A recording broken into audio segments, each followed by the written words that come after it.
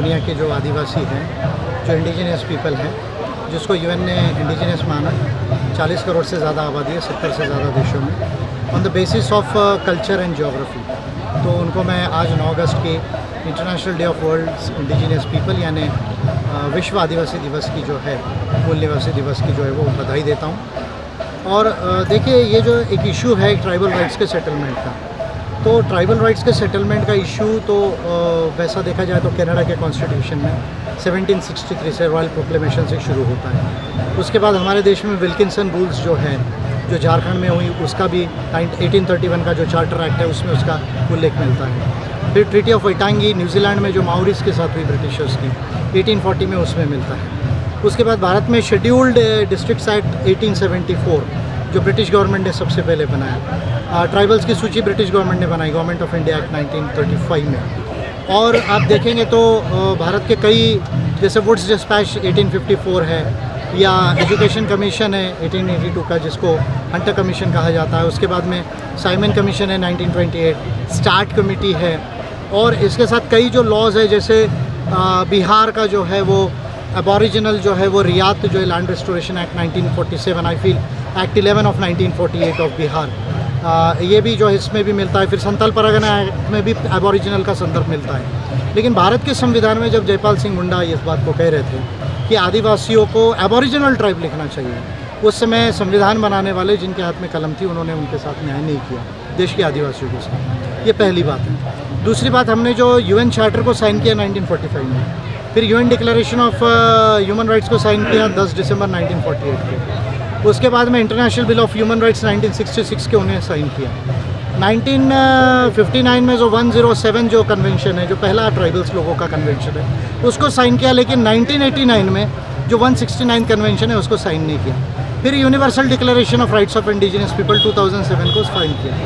ये तमाम चीज़ों की परिणति, यानी हमारे यहाँ पेसा कानून भी जब तक ILO कन्वेंशन 169 नहीं हुआ 1989 में, या जब तक यूएन ने इंडिजिनियस पीपल डिक्लेयर नहीं किया, तब तक भारत की संसद ने जो है वो पेसा लॉ नहीं बनाया। तो इस तरह की बड़ी मेजर इनकन्सिस्टेंसीज है जिसको हमें सुधारना पड़ेगा। और इसके लिए second generation of indigenous rights को संविधान में लाना पड़ेगा। वो काम मैं ऑलरेडी कर चुका हूँ, 2 बिल में बना के संसद को दे दिया है। और अभी 11 राज्यों को मैं पेसा रूल्स के ऊपर मैं पिटीशन कर रहा हूँ, जिसमें कि 5 पोस्ट कर दी है, बची हुई 6 को कर रहा हूँ। निश्चित ही आप अपने बिलों के माध्यम से ये काम कर रहे हैं, पर कहीं ना कहीं इसके लिए आपको पावर की ज़रूरत पड़ेगी, और पावर के लिए आपको पार्लियामेंट या असेंबली में जाना पड़ेगा। तभी ये लॉ और पॉलिसियों में जो माइनर या मेजर जो मिस्टेक है या जो भी सुधार करना है तभी हो सकता है। इसके लिए क्या कुछ प्रयास कर रहे हैं? क्योंकि आदिवासी आज भी खुद से सवाल नहीं कर पा रहा है, तो उसको अपने अधिकारों के लिए संघर्ष तो कर रहा है, सड़कों के ऊपर उतर रहा है, लेकिन एक पॉलिटिकल स्टैंड नहीं क्लियर कर पा रहा है। इस वजह से कहीं ना कहीं कुछ कमियां हो रही है और ये काम नहीं हो पा रहा है। मेरा स्पष्ट कहना है भारत के ट्राइबल कम्युनिटी के लोगों से, मैं उनको बहुत प्यार करता हूँ, उन्होंने मुझे बहुत प्यार दिया। और ट्राइबल राइट्स और जो सेफगार्ड्स है, उनका डेवलपमेंट है, ये कल्चर है, ये सारी चीज़ों को शायद भारत में आज मुझसे ज़्यादा अच्छा कोई लीडर नहीं समझता है। इस पर मैं काम कर रहा हूँ। देखिए, इंडिजिनस राइट्स का जो इशू है आदिवासियों का, ये केवल नेशनल नहीं इंटरनेशनल है। और इसको लाना है तो मेजर तो पार्लियामेंट जाना पड़ेगा। असेंबली में तो जाके थोड़े बदलाव आएंगे, जैसे पेसा रूल वगैरह आप ठीक से बना सकते हैं। लेकिन जब संविधान में ही वो बातें नहीं रहेगी तो फिर सुप्रीम कोर्ट कह देगा अनकॉन्स्टिट्यूशनल है। तो ये बात हमको नहीं होने देना है, तो उसको कॉन्स्टिट्यूशन में लाना है। कॉन्स्टिट्यूशन में जाने के लिए पार्लियामेंट जाना पड़ेगा। पार्लियामेंट जाने के लिए जैसे BTP जैसी पार्टीज़ है, गुंडवाना जैसी जो पार्टीज़ है, या JMM जैसी जो पार्टीज़ है, उनको मैं स्पेशली कहूँगा कि भाई आपके सांसद जो है वहाँ गए, जैसे पर्टिकुलरली JMM का गया, लेकिन आपके सांसदों ने वो बिल्स के अमेंडमेंट का काम नहीं किया। मैंने कहा भी, आपको संदेश भिजवाया था कि भाई मैं अपना नाम हटा के दे देता हूँ, आप प्राइवेट मेंबर बिल लाइए, उसको इंट्रोड्यूस कीजिए।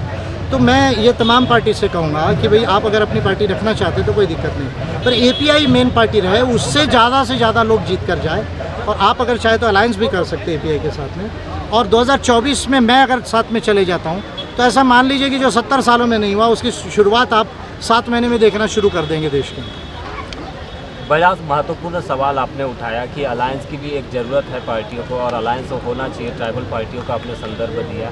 JMM के कुछ सांसद पार्लियामेंट में है, वो इस काम को नहीं कर पा रहे। आप इस काम के लिए करने के लिए आतुर है, लेकिन आपके पास सांसद नहीं थे, तो आपकी क्या रणनीति रहेगी, किस तरह से आप डिफीट करेंगे आगे, मतलब चैलेंजिंग मतलब इलेक्शन को बनाएंगे और आगे जीत कर पार्लियामेंट में कैसे इंटर करेंगे, जिसके माध्यम से ये जो राइट्स का काम है। देखिए 1.5 साल तो कोरोना ने रोक लिया और यूपी इलेक्शन तक चाहे कोरोना हो ना हो, लेकिन बीजेपी को कोरोना हो जाएगा, क्योंकि यूपी इलेक्शन तक जो है बीजेपी को डर है कि यूपी में हार जाएगी, क्योंकि हम भी यूपी में चुनाव लड़ने की तरफ जा रहे हैं कुछ भूमिका निभाने के लिए। अब एपीआई पूरे देश में सभा सम्मेलन करेगी हर भारत के नागरिक के अधिकार और विकास के ऊपर, और जो कम्युनिटीज़ पिछड़ गई है, जिनके साथ भेदभाव है, जैसे ट्राइबल्स हैं, ओबीसीज है, शेड्यूल कास्ट है, मुस्लिम माइनॉरिटीज़ है, क्रिश्चियंस है, युवा है, महिला है, वर्किंग क्लास है, फार्मिंग क्लास है, इनके लिए विशेषता बगैर किसी के साथ भेदभाव के सबके अधिकारों के लिए हम पूरे देश में सभा सम्मेलन करेंगे। बीजेपी को, कांग्रेस को ज़रूरत पड़ती है तो कांग्रेस को भी चैलेंज करेंगे, और इलेक्शन की तैयारी हमारी चल रही है। एबीसी की सीट्स हम आइडेंटिफाई कर रहे हैं, एक ही 50 सीट लगभग हम तैयार कर रहे हैं, और लिमिटेड पार्टीज़ का अलायंस हम करेंगे। आज ही 15 पार्टीज़ का कहना है कि भाई हम एपीआई से अलायंस करना चाहते हैं पूरे देश में, और उसके ऊपर में जब मैं नीति को लेकर बात करूँगा तो सकारात्मक उसमें से कुछ ना कुछ डेवलपमेंट होगा। तो एपीआई का लिमिटेड अलायंस भी होगा एपीआई के नेतृत्व में, और नीतिगत अलायंस होगा जो नई राजनीति की शुरुआत करेगा। वो नए भारत की नई नीति होगी। तो वो नए भारत की नई नीति कॉस्मो ह्यूमैनिज्म से वो जो है हम डिक्लेयर करने वाले लिमिटेड अलायंस करेंगे।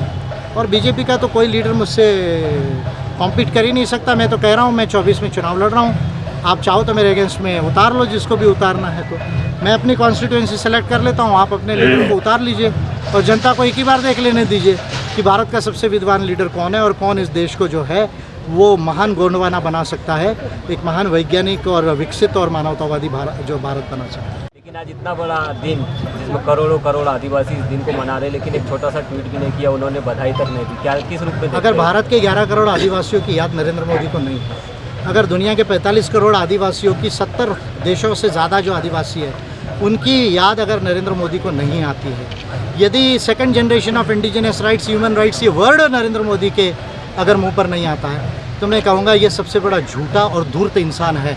ये इसको प्राइम मिनिस्टर होने का कोई अधिकार नहीं है। मैं क्लियरली बोल रहा हूँ इस बात को। और मोदी जो है ये जानबूझकर ह्यूमन राइट्स को जो है वो वायलेट कर रहे हैं देश के अंदर में, और केवल आदिवासियों का ही सवाल नहीं, भारत के तमाम लोगों के मानवाधिकारों का वायलेशन कर रही है। लेकिन विजय मानकर की बात पूरा देश और दुनिया समझता है। इनके दिन ज़्यादा नहीं भरे हैं। आज ये क्विट इंडिया मूवमेंट की याद दिला रहे। मैं क्विट बीजेपी मूवमेंट शुरू कर रहा हूँ आज से। ये क्विट इंडिया मूवमेंट का संदेश दे रहे। मैं क्विट बीजेपी भारत छोड़ो, बीजेपी भारत छोड़ो, ये आंदोलन में शुरू कर। ये थे अम्बेडकर पार्टी ऑफ इंडिया के नेशनल प्रेसिडेंट धीमान विजय मानकर, जिनका कहना है कि भारत में आज और दुनिया के देशों में आज विश्व मूल निवासी आदिवासी दिवस बड़े पैमाने पर मनाया जा रहा है। लेकिन सबसे बड़ा ज़रूरी सवाल ये है कि आदिवासियों को हो या भारत के लोगों को, आज आदिवासियों के अधिकारों को लेकर उन्हें कहीं न कहीं एक ऐसे राजनीतिक अपना स्टैंड क्लियर करना पड़ेगा, और उन्हें राजनीतिक पार्टियों के माध्यम से पार्लियामेंट में जाना होगा, विधानसभा में जाना होगा, और अपने अधिकारों के लिए जो बिलों में मिस्टेक हुए है या जहां संशोधन की ज़रूरत है उन कानूनों में संशोधन करके उसे पूर्ण करना होगा। तभी आदिवासियों के अधिकार सुरक्षित होंगे, संरक्षित होंगे। आप देख रहे थे एनलाइटन इंडिया।